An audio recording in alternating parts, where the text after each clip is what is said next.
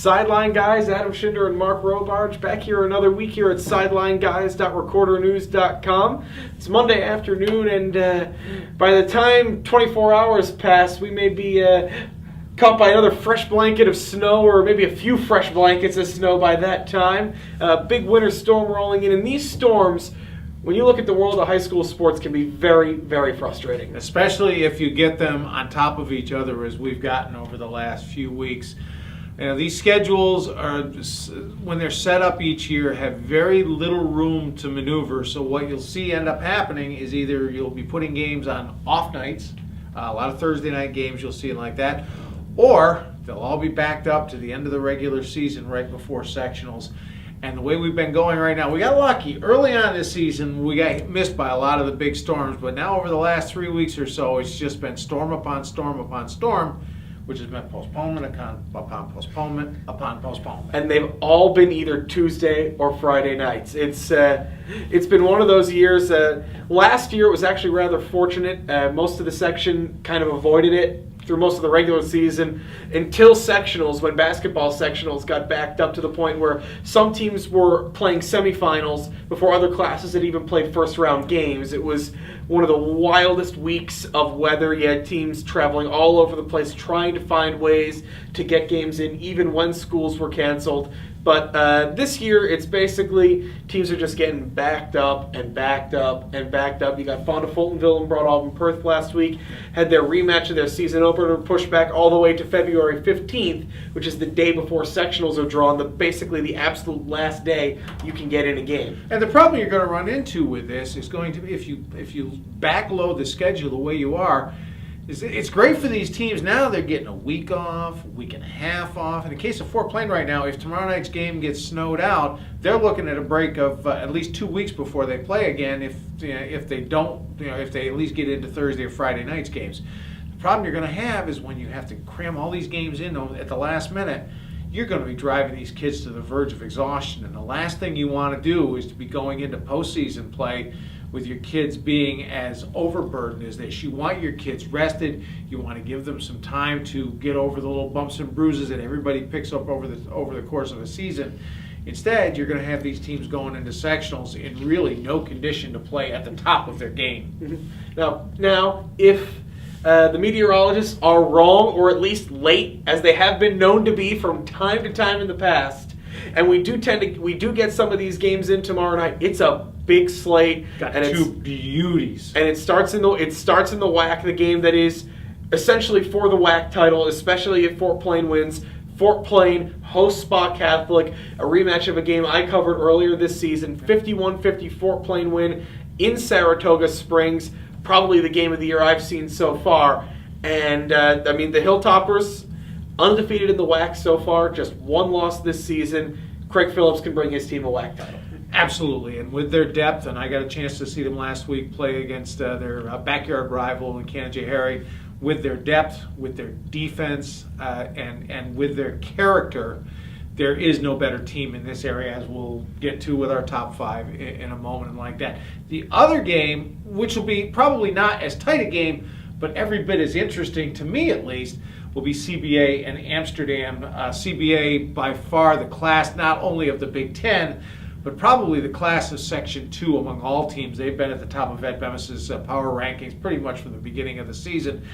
And once again, I don't think we're expecting Amsterdam to win this game, but this will be a real good yardstick to measure how far this team has come. They've looked good the last couple of weeks.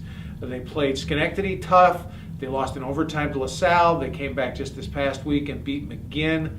The question is, how are you going to measure up against the big boys? Yes, this is another rematch of a game I covered back in December. It was an ugly night, a 77-44 CBA win over at CBA. Amsterdam's on an upswing as of late. They're only 2-2 in their last 4 games, but they're probably their 4 best total performances of the season.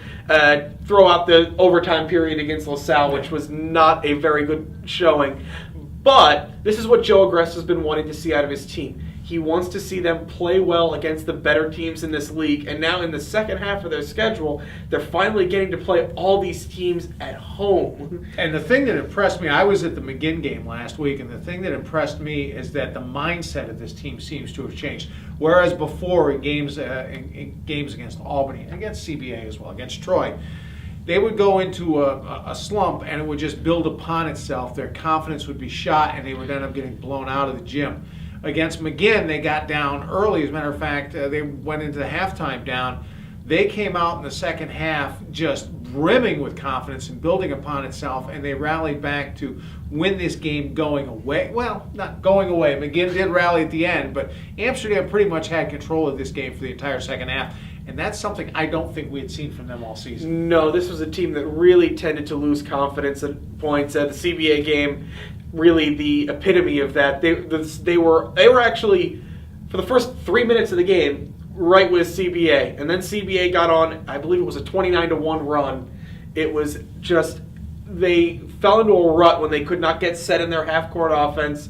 And CBA is so efficient at everything they do. They're not the flashy team like Schenectady or McGinn or Albany or Troy. CBA is a bunch of really talented guys working in a system. They find the open guy every time on offense. This is going to be a place where, and Joe Agress has always been a guy who said he does not believe in moral victories. Right.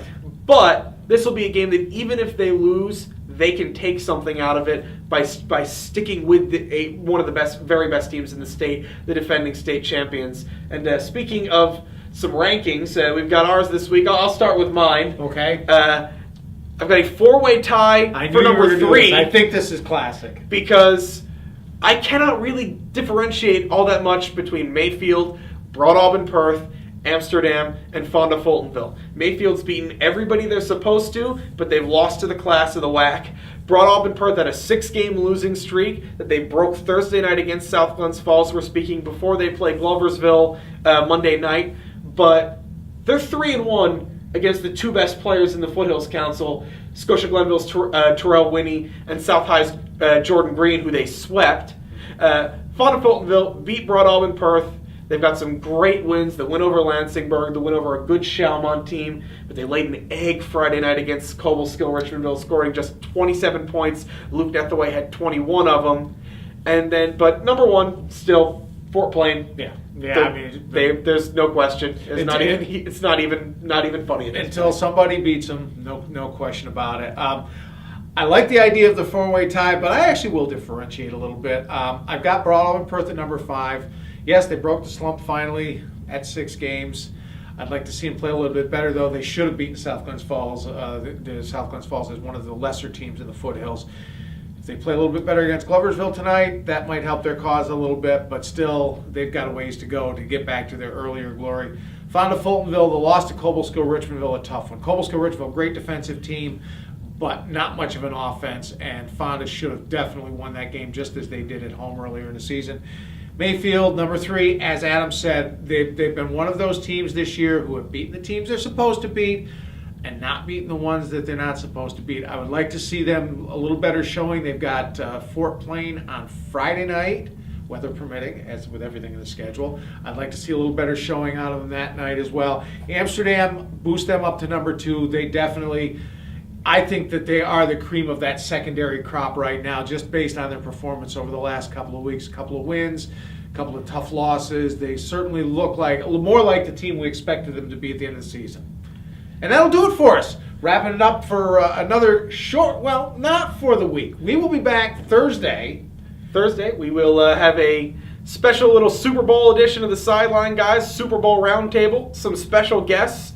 So stick around. Catch us then for a little bonus content. Until then, for Mark, I'm Adam. We'll see you next week. And on Thursday at sidelineguys.recordernews.com.